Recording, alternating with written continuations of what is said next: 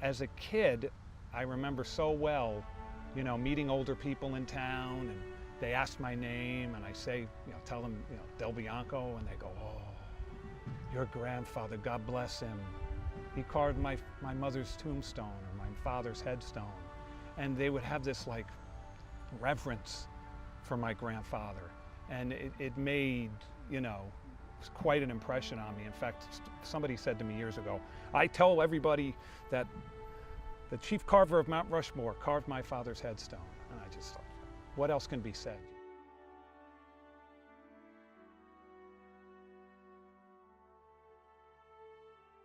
I could remember being that same age, and whenever Mount Rushmore would come up on the television on a commercial or an image of it anywhere, my older sisters or my parents would say, oh, Grandpa did that. And I remember thinking, wow, he did that? He carved, you know, I just remember, but I didn't quite put it together until I was in second grade, and I found this old yellowed brochure about Mount Rushmore from the 30s. I had incredible documentation about my grandfather, and that Mount Rushmore, very politely, has been refusing to acknowledge that that documentation, you know, is more than enough proof to give him credit and recognition as chief carver. The policy that has been in stone, no pun intended, for like 80 years, that all of the workers would be, you know, grouped together,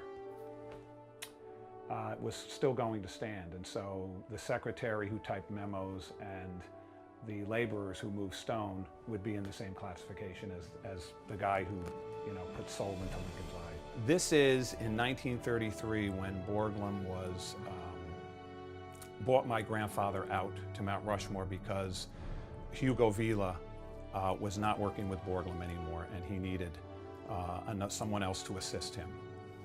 And he writes, in 1933, I notified Tallman and my son Lincoln, who was here pointing, that I was bringing with me as an assistant a semi-sculptor who had been with me off and on in the East for 12 years, a powerful, capable granite man whom I had converted into an efficient marble cutter. I was immediately notified that his presence here was objected to and that the Rapid City office did not want him. I ignored this and put him immediately in charge of the work and workmen on Washington's head, meaning the face and wig. Bianco has all of Villa's ability plus power and honesty and dependability. We could double our progress if we could have two like Bianco. Now I've decided we must keep Bianco and keep him happy. If he were working for me, I would pay him $11 or $12. I want him to receive $1 an hour. You may charge me with the difference. The help he is, the ability to understand, is worth much more to the work. When he was feeling a little stronger on certain days, I would help him out of bed, this little 5-year-old kid, and he would take me into a room and he would show me this bust of himself, a self-portrait that he did out of white Carrara marble. And I remember when I saw it, I thought it was the most beautiful thing I had ever seen. And he would take my little 5-year-old fingers and feel his marble profile. I put his own fedora on his own carved head. And then he would take me by the shoulders, very serious voice, and he'd say, hey, I am Luigi. You are Luigi. And, you know, I truly believe that even though I knew him for such a short time, that he wanted that connection between the two of us to be known, because he passed away very soon after that. Yeah, I'm trying to reach Cam Shally, please. Yes, I've left several messages. My name is Lou Del Bianco.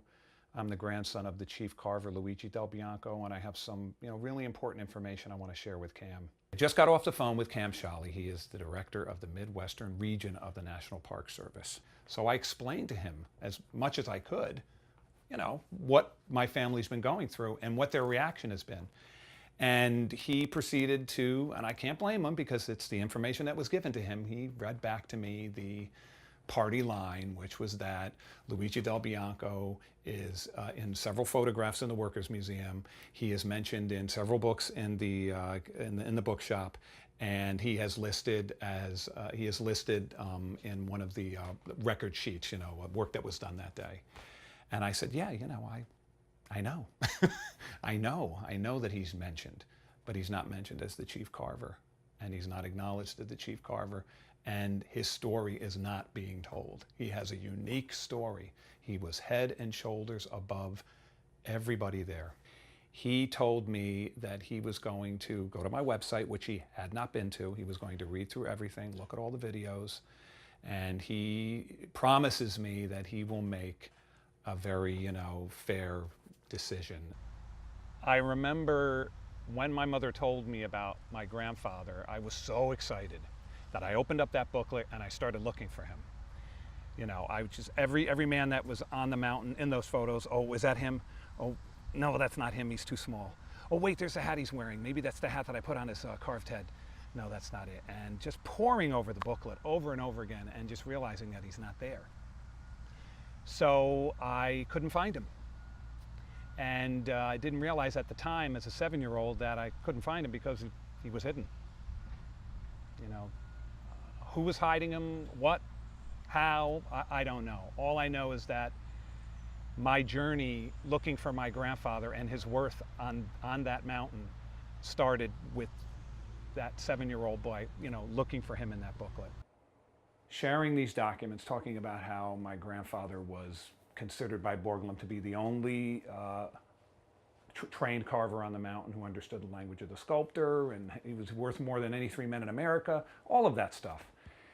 And good rookie on the New York Yankees. When Cam heard all of that, he was impressed. He said, this is pretty compelling stuff. I said, yeah. I said, Cam, I've heard that before.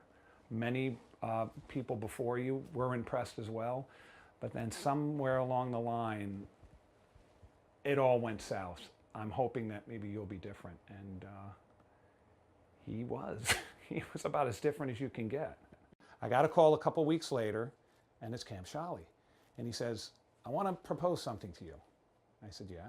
He said, I would like to send the head historian for the national parks and one of our really esteemed historians out of Missouri to come to your house. I will fly them, see you personally, and they will sit and they will go through every single document with a fine-tooth comb and then make a recommendation either way as to whether your grandfather deserves to be recognized beyond the other 400 people. We sat at the dining room table. I made copies of the books for each of them, and basically the book consists of 61 primary source documents from the Library of Congress in chronological order from 1933 to 1940 that involves my grandfather's participation, as chief carver. I basically wrote an outline of what they were to expect to read and how these documents would prove his importance, and then wrote a wish list as to how I'd like him to be recognized and why. And so we just literally sat down and went through them, and by the third document, Mr. Sutton said, wow. He said, this is really impressive. And it was then I was like, hey, this is nothing. I said, we've just started. This is like a taste. And it's true. I mean, so already the historians were probably thinking, why did it take this long? So when I started getting to the really meaty documents, like, he's worth any 3 men in America for this type of work, I just, I just lost it. I just got really emotional. I mean, I must have, for many reasons, whether it's the fact that I'm sitting on the shoulders of people that came before me, like my Uncle Caesar, who did the research at the Library of Congress and wouldn't live to see this day. I'd like to think that he knows in his own way. And just the buildup. It's like a pressure cooker, It just it comes to a point, culminates, and then boom, before you know it, what you've hoped for is actually happening. You've got a willing audience of historians and primary source documents. I'm not a historian. I'm a storyteller. But what do storytellers do? The word story is in history, right? The first thing they said was, you need to know that for the Midwest Regional Director of the National Parks to fly out 2 historians to your house, you've got to know that he means business and he's taking this very seriously and he's looking for our support. We have every intention to go back and recommend that your grandfather get recognized.